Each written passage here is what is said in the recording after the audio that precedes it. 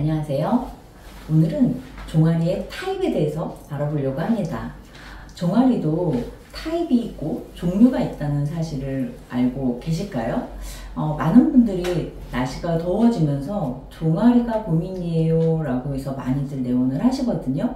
도대체 내 종아리가 왜 몸에 비해서 좀 다른 부분에 비해서 두꺼운지, 이 이유가 뭔지 이 부분에 대해서는 잘 모르는 경우가 많으신 것 같아요.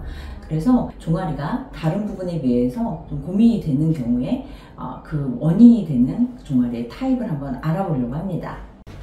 그래서 종아리 타입을 살펴보면 크게 세 가지 경우로 나뉠 수 있습니다.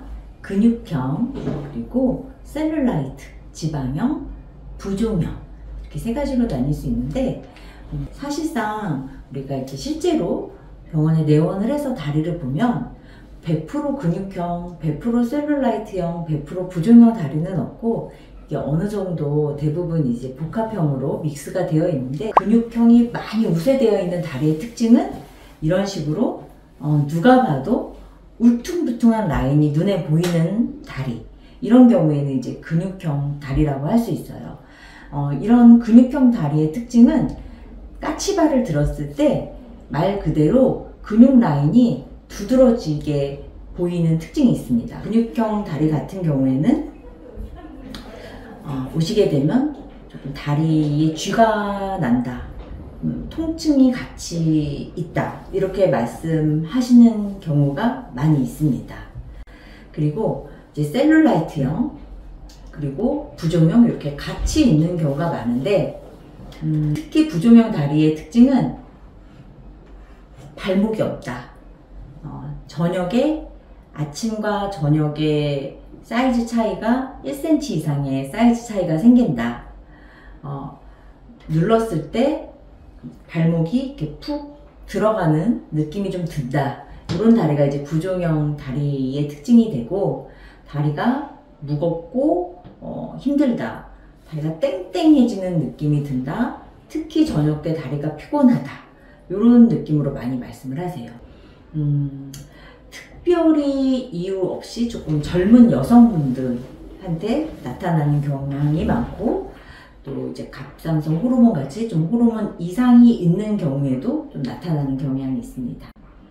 그리고 셀룰라이트형 같은 경우에는 부종형하고 믹스돼서 나타나는 경우도 있지만, 특히 이 바깥쪽 종아리 중에서도 요 바깥쪽에 지방이 축적되어 있는 경우가 많아서 종아리를 만져봤을 때 안쪽에는 이렇게 만져지는 지방이 크지 않은데, 안쪽에 비해서 바깥쪽에 2배, 3배 이상의 지방이 두둑하게 만져지는 경우, 이런 경우가 셀룰라이트형 지방형인 경우가 많습니다.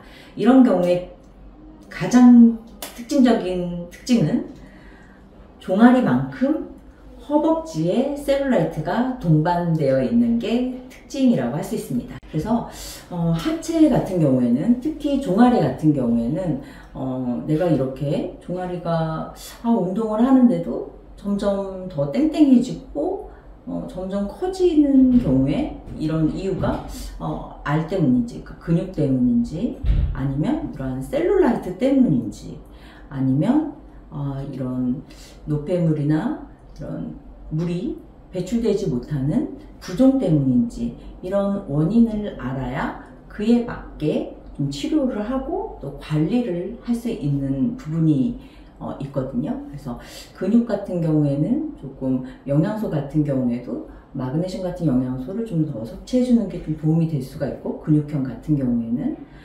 부종형 같은 경우에는 이제 수분 배출이 중요하기 때문에 나트륨, 짠 거, 이런 거 섭취하는 거 조금 더 조심해주고, 칼륨 섭취 좀 잘 해주고, 이런 부분도 좀 중요하고요. 그래서 내 타입이 어느 타입이냐에 따라서 관리법이나 이런 부분, 내가 유지하기 위해서 어떤 관리를 해야 되는지, 어떤 음식을 좀 더 조절해서 먹어야 되는지, 이런 부분도 중요하고, 내 고민인 부분의 종아리의 원인이 근육인지 지방인지 셀룰라이트, 부종인지 어떤 부분인지 원인을 알아서 그거에 맞아서 적절하게 관리를 하고 개선을 시키고 유지를 시키는 부분이 꼭 필요하다고 할 수 있겠습니다.